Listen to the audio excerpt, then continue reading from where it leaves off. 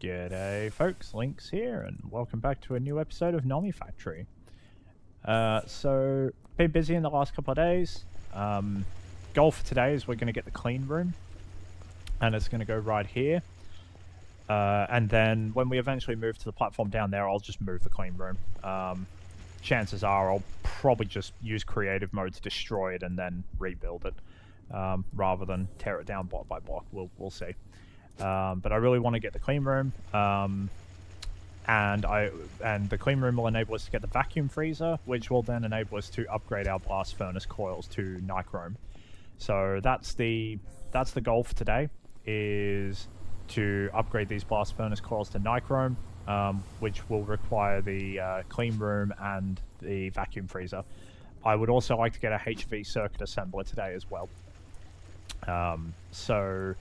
But if we just have a quick look, so I've been spending time getting AE hooked up to a bunch of stuff.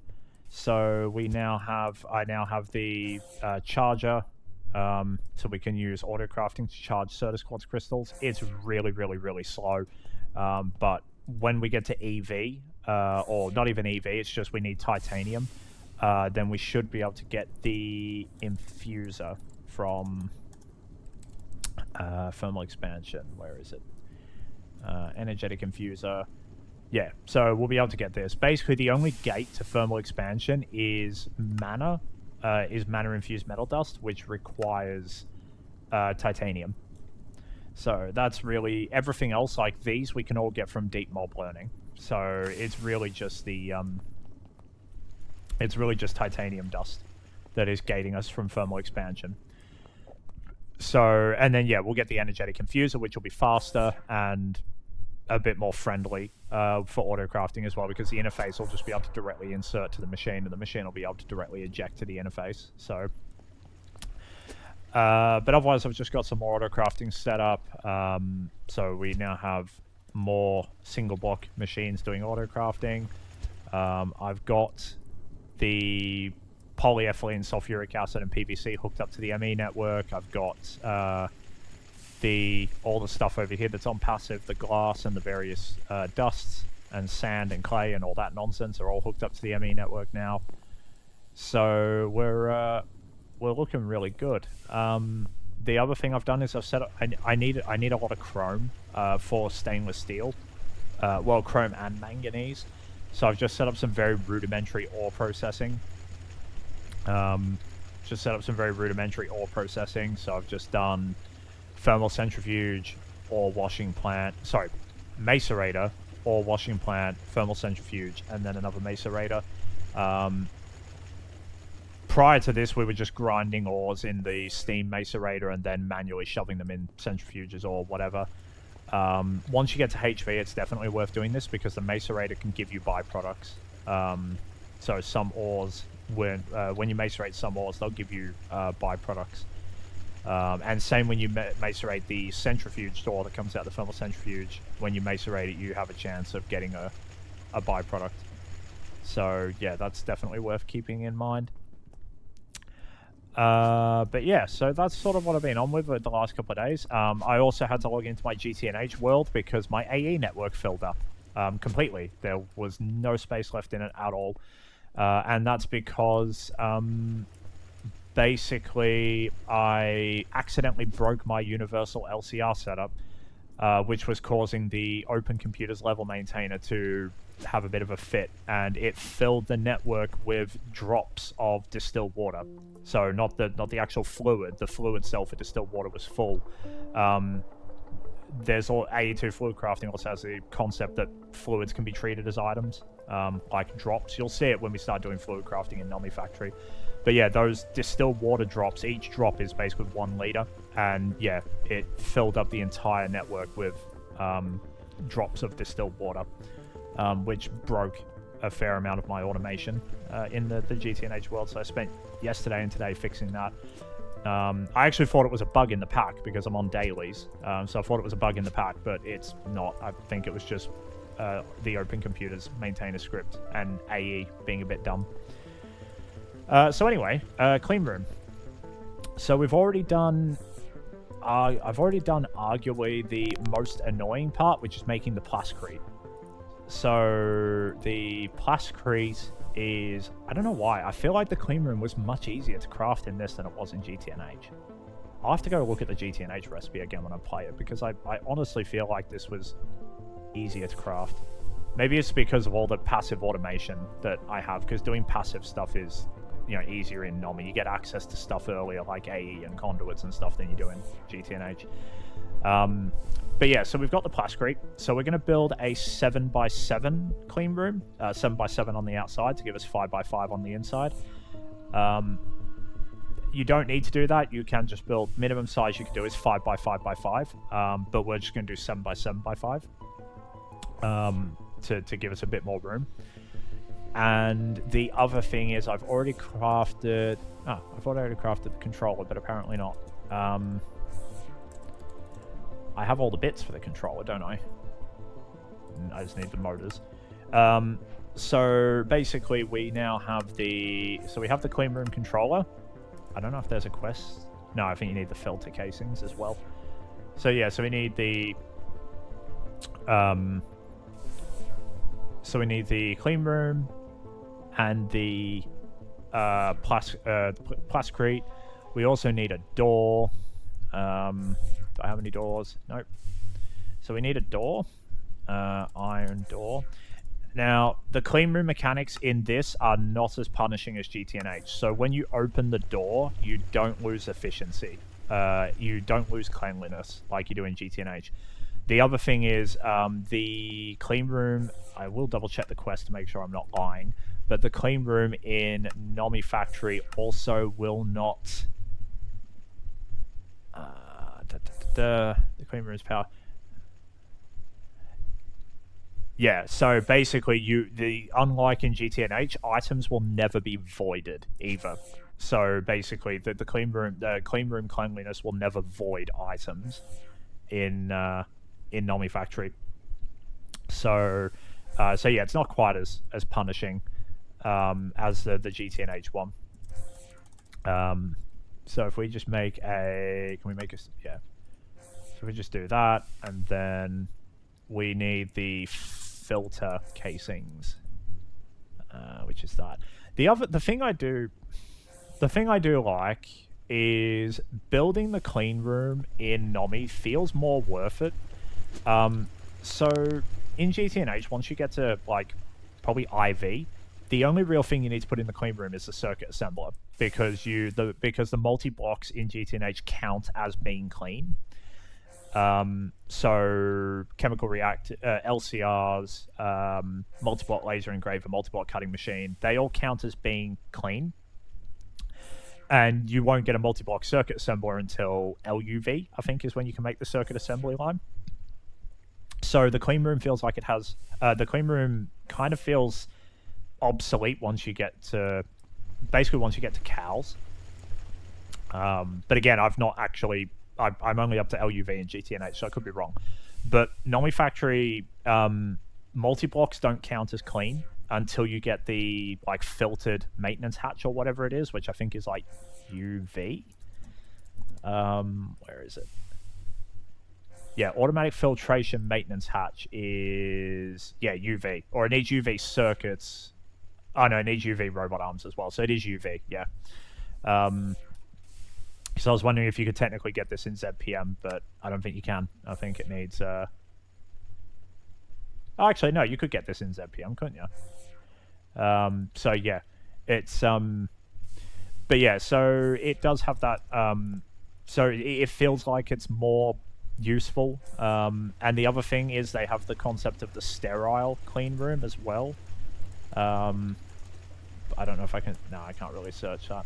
But yeah, they have the concept of the sterile clean room as well, where you actually replace the filter casings with sterile casings to turn it into a sterile clean room, which I think is for when you get to wetware. I think it's when you start doing like the wetware circuits and whatnot.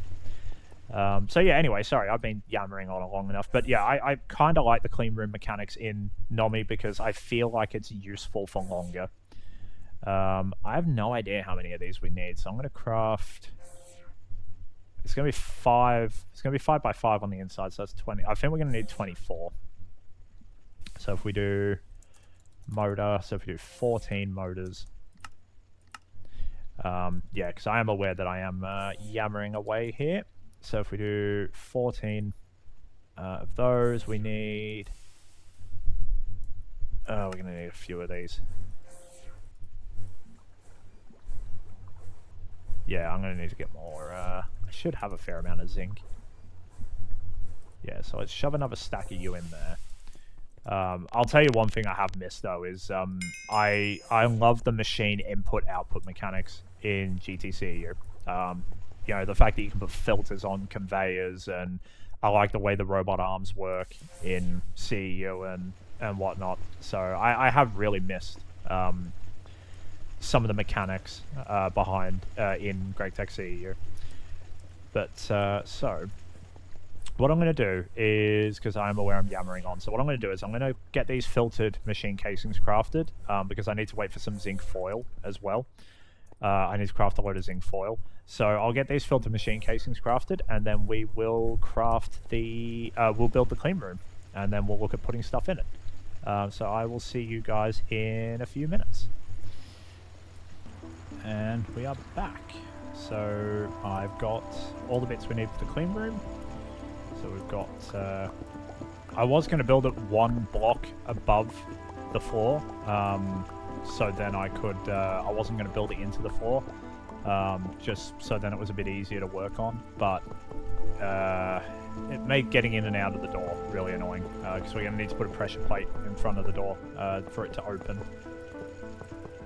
Because although we don't lose cleanliness when it's open, I think we have to keep it closed for the cleanliness to build up. So yeah, so that's 7x7, and then it's 2, 3, 4, 5. And hopefully... so what I've also crafted is a... we're going to power the clean room with an MV input hatch. And I've also crafted a HV diode so we can pass through probably 4 amps of HV. There'll be 3 machines in here, so we'll probably need a 4 amp energy converter. But if we do this, so yeah, basically you're just building a big cube. Oh, not that. And these don't take as long to harvest as I remember. Maybe it's... Oh, actually, it's because this pickaxe has efficiency 5. That's probably one of the reasons. But I really hope I've crafted enough plascrete. Yeah, should be enough. Because the roof is made up of filter casings instead. So the roof is... So I've actually made this a bit too big. So then the clean room controller goes in the center. And then it is just all of these. Actually, yeah, I definitely made too many plascrete casings. I think this would have actually been able to do a 7x7x7, actually, now that I think about it. But so we need maintenance hatch, maintenance. Yeah, it's just LV machine hull. You know what? What does that actually need? Does it need a circuit? Oh, it needs a circuit 8. That's annoying. So we just grab LV machine hull. Oh, we are using that one for circuit 8. Because we're going to be crafting a lot of maintenance hatches. So I've been very sparing with where I've been using the patterns. Simply because they cost 8 patterns cost a HV circuit. So I've been very very sparing with where we use the patterns. But yeah, if we do make a maintenance hatch. Yep, there we go. So we'll put the maintenance hatch there. I'm sure that's fine. And then we want the... So what I might do is put the energy hatch... We'll put the energy hatch here. There we go, so that's the clean room completed. We just need to do maintenance on it, which is fine. We'll do that in a sec. I think I do have... Do I actually have duct tape? I can make it. Yeah, I can make it. It's just really inefficient, but we can make it. So, and then the machines are gonna go probably not nickel ore, cobble. So we'll put a torch down in the middle. I do like the fact that you could put a torch that is burning coal into a clean room. So we'll probably do. So there's 3 machines we need in here. We need a circuit assembler, a cutting machine, and a laser engraver for now. So I think what I'll do is we'll put the MV circuit, because we need to use the MV circuit assembler first to make an EV circuit in the clean room, and then we can make the HV assembler. So I think what I'll do is I will put the MV assembler here, put a transformer there, and then basically these 2 machines can be HV then. The cutting machine and the laser engraver can be HV to begin with. So what I'll do is... so what I'm going to do is I'm going to go away and I'm going to craft... I need to craft an I need to craft some energy converters. So where are we going to bring the power in then? I think we'll do power across the bottom and AE across the top. So we need a machine hull, I believe it is, to pass AE channels through. Have a look. Does it actually tell me? Yeah, so we need a GregTech machine hull to pass AE channels through. But it can be any tier, so we'll just do an LV one. And then basically what you do, and then all you do is you hook up the you just hook the AE network up to the machine hull. So the best way to do that is probably going to be... So we'll do machine hull there. I don't think it matters which way it is. Yeah, I don't think it matters which way it is. Actually, I don't think machine hulls are sided anyway. So, and then we'll do... And then what we'll do is we'll do... Oh, this isn't... Oh no, it should be chunk loaded. Yeah, it is chunk loaded. Okay. Cool. So then, and then in the bottom it will be power. So the diodes are sided. So we put the diode down. That's the output side. And then what we do is, I believe we... What do we do? We whack it with a soft mallet. So we do what? So we want to just send 4 amps. We just want to send 4 amps in. So what we'll do is we'll do a... I might actually even move this, potentially. It doesn't really matter, actually. Yeah, actually, we'll move this as well. We'll put plasticrete there, move you, and we'll put you there. So we'll have an MV converter there, a HV, 1 amp MV converter there, a 4 amp HV one there, and then the cable will come, and then the ME conduit will come up and run into this machine hull, this here machine hull, like that. So I will quickly go away and craft up the... I'll quickly go away and craft up the cutting machine, the laser engraver, and the energy converters, because this clean room will also take a little while to clean as well. So I'll see you guys in a few minutes, and we'll look at getting our first EV circuit. Right, and we're back. So our clean room is clean. So we can see up here. Where is it? We can see up there. It's nice and clean. And we have our 3 initial machines. So we have our MV circuit assembler, our precision laser engraver, and our cutting machine. So these are HV. This will be MV, but we literally need to make... what is it? We literally need to make 2 EV circuits, and then this will go and we'll replace it with a HV one. So I've added an ME pattern for 2 workstations, or for a workstation. I'm filling this manually for the moment, just because our extractor isn't very fast. I mean, I could... Yeah, I could actually thingy it. I could let it use the auto crafting, but for now, so apparently we can make 2, and it's going. going to take 20 seconds per circuit, which is fine.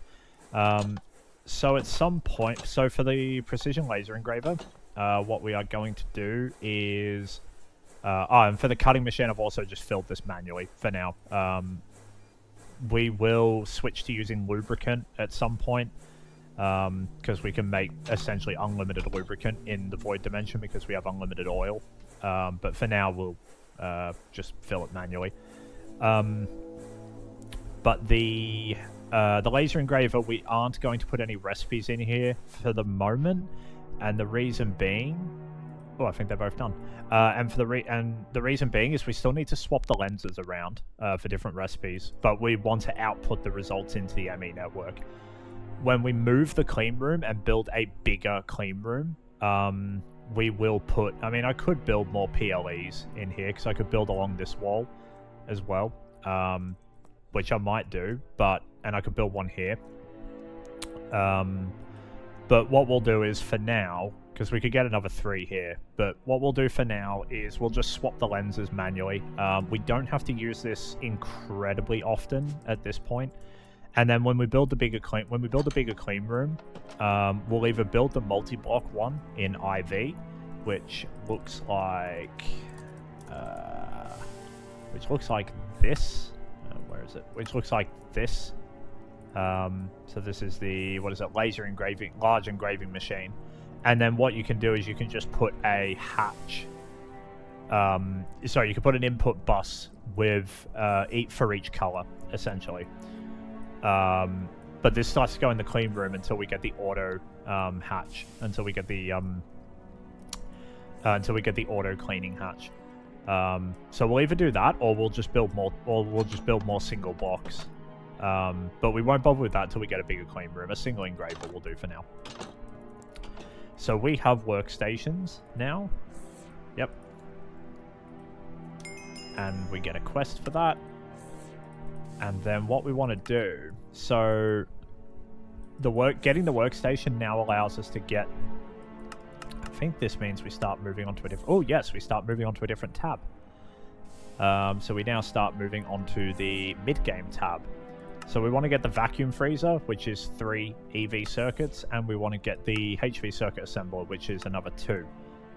Which is 2. So what we'll do... Does that actually... No, that's just a progression quest, I think. Yeah, I think that's just a progression quest. But yeah, so basically, yeah, it's just that one. So what we'll do is we'll actually make... I can't really make either of these right now. So, or we can't auto-craft them. So what we'll do is we'll make the HV motor, which needs more stainless steel rods. I didn't know. I thought I'd actually patented stainless steel rods, but apparently not. So it will be nice when we have more.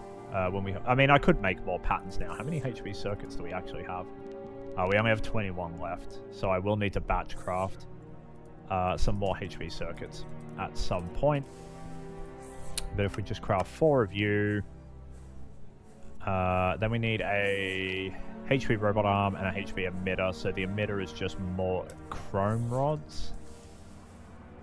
I need to set some more. I actually need to cook some more chrome. So I think I will do that. What am I doing? I think I'll do that in the after this episode. Is set a load of chrome going. But for now, I should be able to do gold cable. So if we just do 2 of you, and then what we should get is 1 and 2.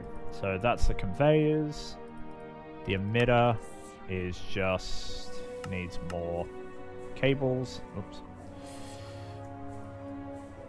But yeah, we're getting into a nice roll now. HV machine holes. The only reason I don't have HV machine holes auto crafting is because I've run out of pattern slots on the other assembler. But we're actually going to I don't know if I'm going to do it this episode. I mean, it only costs a single EV circuit, so we probably could. But we are going to craft... where is it? We're going to craft this thing. the programmed circuit card. We're going to craft that because that's going to make our life a lot easier. Because it means that we can have assemblers that 2 times electrum wire. We need to pattern electrum wire. So we can have. No, I don't want to do that.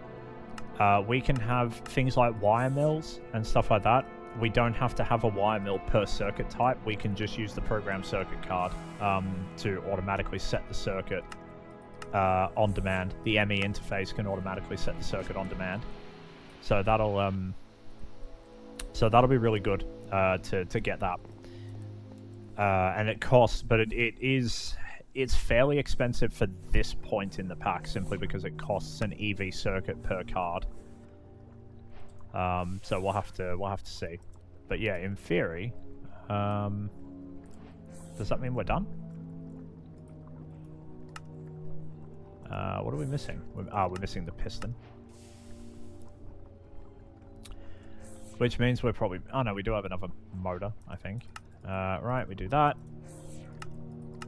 And then we can make the HV circuit assembler. I think what I want to do... I've been debating what to do with this area down here. I think I'm going to use it to scale up DML in order to scale up power. So I'm probably going to do a new DML setup down there, probably one that uses AE a bit more instead of conduits, instead of purely conduits. And then we can scale up DML to produce ridiculous amounts of power. And then after that, I can start setting up passive blast furnaces for all the important things. At the very least, I need to set up passive blast furnaces for each tier's metal. So aluminium, stainless steel, titanium, etc. But now we can get rid of the very short-lived MV circuit assembler. Just make sure we take the tin out of it.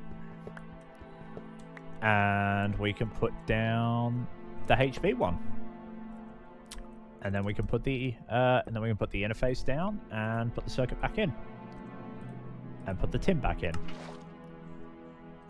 And there we go. We have the HV circuit assembler. So the HV circuit assembler does not give us a huge amount of... I'm just going to drop that down a tiny bit. The HV circuit assembler, it doesn't give us a new line of circuits. It does give us the ability to craft EV circuits, but it doesn't give us a new it doesn't give us the next step in an existing line, because to do nano processors, which is the cheapest HV circuits, we need a EV circuit assembler. But what I should be able to do now is request 3 workstations, and these should now take 10 seconds each instead of... Yeah, so these now take 10 seconds each. And I'm going to shove in some tin... I probably will just shove in... I probably will just set up tin... let the auto crafting do it. So again, one other thing to be aware of, I don't know if this is the case in GTNH. I don't think it is. I think this is just a 1.12 fluid crafting thing. If your recipe only has fluid inputs but not fluid outputs, you actually don't need a fluid interface. You can just use a regular interface, because the regular interfaces can push fluids into machines as part of a crafting recipe. They just can't receive fluids from the machine. So if the recipe outputs fluids, then it needs to be a dual interface. The other thing is, obviously they can't pump interfaces into a machine, so you can't do... If we find one, you obviously can't. You obviously don't get this with the regular interfaces. You only get this with the fluid or the dual interfaces. But yeah. So for the circuit assembler, you can just use a regular interface. I'm not sure if you can do that in GTNH. I don't think you can. I mean, in GTNH, you have to use the dual interface if the recipe has a fluid input. But yeah, so we now have 2 workstations. So all we need now for the vacuum freezer is the frostproof casing, which is a lot of aluminium. In fact, it's enough aluminium that I'm tempted to throw. Oh, what am I doing? So it's a lot of aluminium, and it takes a circuit 6 assembler. So the vacuum freezer isn't very big. It's only a 3x3x3. So 19 of those. So I think what we'll do is we'll just make 20. So that would be 60 plates and 10 steel frame boxes. So if we do aluminium rod, that would be 40 rods. And then 60 plates. We'll just make the 60 plate. We'll make the. I need to make another crafting CPU. That's probably what I need to look at doing. Is making a second crafting CPU. And then we can actually make the. I think we can make the HV energy hatch now. If we have a look at the quest book. So we'll grab that. I think we can make the HV energy hatch if we look at the early game. So sodium potassium is just sodium and potassium in a chemical reactor, so that's fine. The HV energy hatch is HV machine hull, which is fine. Gold cable, which is fine. Isn't it nice that we have energy hatches that don't need pumps? They don't need pumps. They don't need anything complicated. It's just an L pick, which just needs the clean room and the HV cutting machine, which we have, and a I don't know if we don't have an orange lens, so I will have to go get an orange lens. But it's just amazing. It's breath of fresh air. I think they do the energy hatches are harder in hard mode. I think in hard mode the energy hatch recipe is actually very similar to the GTNH recipe. In Nomifactory, but we're not playing hard mode, so that's fine. So what we should be able to do now is we take those and the plates, and then we can just do circuit 4. We'll just turn off auto output. And then what I'm going to do... So what I'm going to do is... Because the HV energy hatch is going to take a little bit. Because we need to get the...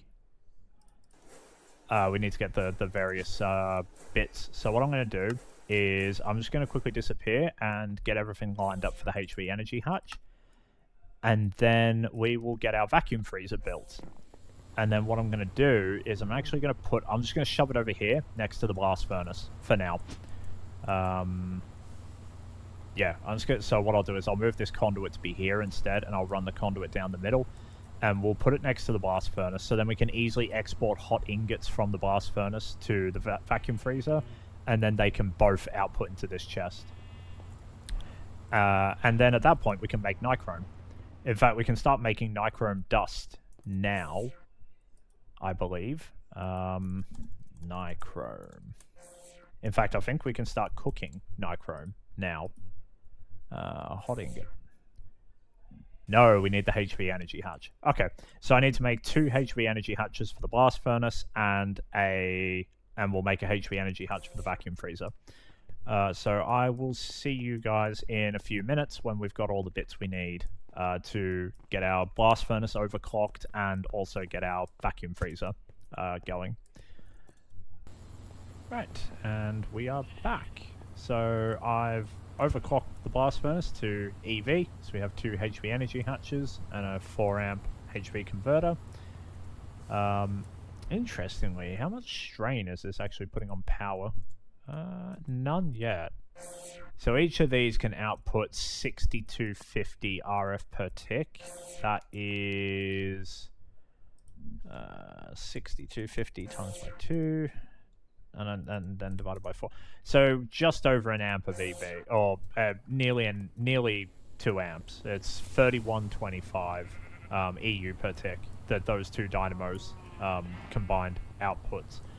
So we What we want to do now, though, is we need a maintenance hatch. I keep forgetting to make maintenance hatches. I wonder when I can get the job completer card, because there is a job completer card, which is the same as the fake crafting card that you might have seen me use in GTNH. We'll definitely be making extensive use of it because it's good for automating the micro miners. But in the beginning, I could at least use it to automate like multi-blocks. But yeah, we want maintenance hatch, vacuum freezer. And then we'll do. So we're gonna put the input bus on this side, and what we're gonna do is we're actually going to flip this way, flip this one this way, and then we're actually gonna do Nichrome. So, and what we're gonna do is we're gonna put a OR dictionary filter on this input bus. So these are Greg Tech filters, and basically what we can do is we can basically say that this input bus will only accept items that have an OR dictionary starting with ingot hot, so like the hot nichrome ingot. So if we put that in there, you'll see it's allowed, and if we put that in there, that says not allowed because it doesn't match.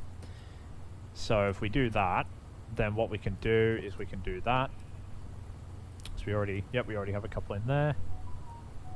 And then we can just do extract on brown, insert on brown, but with a higher priority.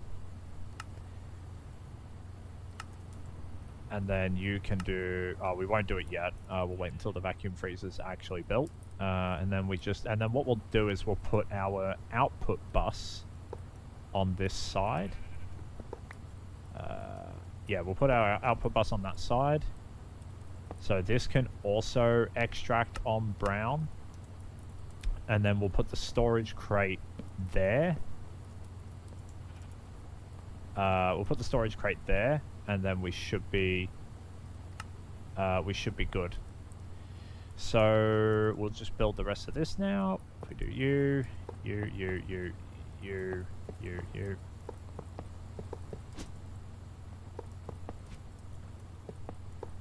We'll put the energy hatch in that corner. So if we put the energy hatch in that corner, and then we'll put and we're running the vacuum freezer at HV as well, because we might as well. I don't think we actually need to run it at HV just yet, because I think Nichrome cooling is actually an MV recipe, but we'll run it at HV for now. And then what we're going to do is we'll just do you. You don't have to do that. I just like to do that. I don't like the idea of. I just prefer to see the insert arrows for my energy things. Let me just clean this up a bit, and there we go. We're making Nichrome. So we need 2 stacks of Nichrome in order to make enough coils to replace this do this blast furnace. But if we do that is insert brown with a lower priority, and then basically if we just do that, the hot Nichrome is in there now, and we should. Why? Oh, you need maintenance, right? Can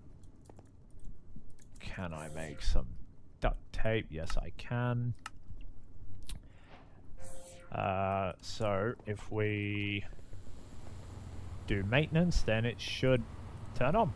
There we go. So how long? Each one of these takes 34 seconds. So the only downside to this setup is because I've not got any filter on this. What that means is if this hatch fills up with hot ingots for some reason, if this input hatch fills up with, if this input bus fills up with hot ingots for some reason, then the hot ingots will spill over into here. But that's not really going to be an issue, because this vacuum freezer will almost always be faster than a single blast furnace. The time when the vacuum freezer will become the bottleneck is when we start increasing the number of blast furnaces. But there we go. So we just really need to wait for Nichrome now for stacks of Nichrome. But we are making good. We are making good progress though on actually completing stuff. On actually completing the quest book. But yeah, we're almost entirely through the early game chapter, and a lot of these quests that we don't have, we will hit sooner or later, because sooner or later we'll craft a distillation tower, we'll start using travel anchors at some point. Yeah, we'll definitely be using these and the ender fluid covers at some point, so we'll definitely be crafting, we'll definitely be ticking more quests off in the early game. Once we get into EV, I will start looking at microverse stuff. Because DML is good for getting the basic resources, but for getting renewable access to the Greggy resources, like the Greg Tech ores and whatnot, we need to use micro miners. And then, yeah, and then we're actually starting to make a dent into the mid game now. So what I'm going to do is I'm going to disappear, and I'm going to let these Nichrome coils cook. These Nichrome things cook. And then we'll cap off the episode with replacing the coils on this blast furnace. Which will actually get us to the point where we can make titanium, I believe. Hot titanium ingot. Actually, no, that only needs camphor, so we could actually make titanium now. But we will get a bonus. We will get a small bonus from using Nichrome. I think it's a small speed bonus we'll get, or a small, and yeah, we'll get a small bonus from using Nichrome. So yeah, what we'll do. So I will let these. I'll let these Nichrome ingots cook, and then I'll come back when we're ready to put the Nichrome coils onto the blast furnace, and then we'll cap the episode off there. So I'll see you guys in a bit. And we are back. So I have my 16 Nichrome coils, and we actually have enough Nichrome to make another 16 coils as well. But we're probably not going to do that just yet. But now we can just fairly easily get rid of these camphor coils. I don't know what I'm going to use them for yet. Probably just set up another blast furnace. Probably use them for the titanium blast furnace, actually, because we're pretty close to needing to set up titanium. So, in fact, titanium is probably the next thing we will set up. Yeah, probably next episode we'll do titanium and get into EV. But there we go. So heat capacity is 3800. Can do EV recipes. So if I just go grab something to shove in here. Do we have any stainless? We don't have any stainless dust. If we just shove some aluminium in there, we should be... So I think aluminium takes us 7 seconds per ingot with the old blast furnace. Oh, I haven't tested it with EV overclock though. But yeah, this should be... Yeah, there we go. 2 seconds per ingot now for aluminium. That's awesome. And the coils are brighter as well. So, yeah, it'll be very interesting to see a full row of these with their big bright coils. But yeah, so I think what I'm probably going to do between episodes is look at starting to build down there. So look at building a bigger scale version of the DML setup. Because what I have found is when I'm doing a lot of stuff, this battery does start to drain. So that means we are at the limit of these 2 dynamos. The problem is, I'm fairly sure this single loop fabricator can only do 2 dynamos. Actually, technically it can do 2.26, I think is the ratio. So I need to scale up and we only have like 1 of each model, for example. Whereas if we want a constant flow of pristines, I think we actually need like 19 of each model or something like that. There is a post on Reddit somewhere with all the like DML ratios, ratio of models to loop fabricators, ratio of loop fabricators to numismatic dynamos, etc. And there's ratios around the setup that you need for the pulsating polymer clay. So yeah, so I think in between episodes, I'm just going to continue. I'm actually going to work on scaling. So just setting up more passive lines. Getting more stuff passived. I will probably do titanium in between episodes as well, actually, and then we'll just recap the setup, because titanium is a fairly simple setup. It's a fairly simple setup. It's just like a chemical reactor, it's like a chemical reactor, a blast furnace, and an electrolyzer, and it's just a loop, and then you just put rutile dust in. The loop is self-sustaining with the exception of the rutile dust. So yeah, I don't think I'll do a setup dedicated to titanium. I don't think I'll do titanium on camera. I'll probably just do it in between episodes and then show it off. But yeah, we are very close to getting to EV. So I think what I'll probably do in the next episode is I will probably look at we'll probably start looking at some microverse stuff, I think. So we'll probably start looking in the microverse chapter, I think. So I'll probably start getting set up for the microverse chapter. But anyway, I'm conscious of how long this episode's been going for. So if I hope you've enjoyed the episode. I hope you're enjoying the return to Nomifactory. If you've made it this far, thank you very much for watching, and have a great day. See you all later.